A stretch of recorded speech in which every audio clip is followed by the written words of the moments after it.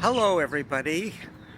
Today is March 16th, 2025, and I left the USA on December 31st, 2024. So I've been gone now 2.5 months.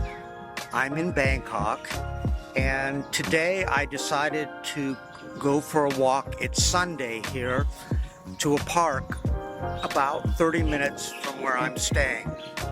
It is starting to get really hot here in Bangkok now. They're peaking out in the mid-April. April is the hottest month in Thailand, and I'm feeling it today.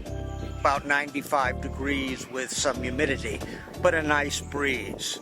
I'm checking out the park because Bangkok is a concrete jungle, sort of like LA and other major cities. I'm enjoying my stay here in Bangkok. However, I'm still questioning whether I'm going to stay here or not. The problem I'm having is I'm not meeting people that I'm really connecting with. Finding it difficult to meet women, primarily because of the language problem, which is something I knew, and that's why I went to the Philippines first.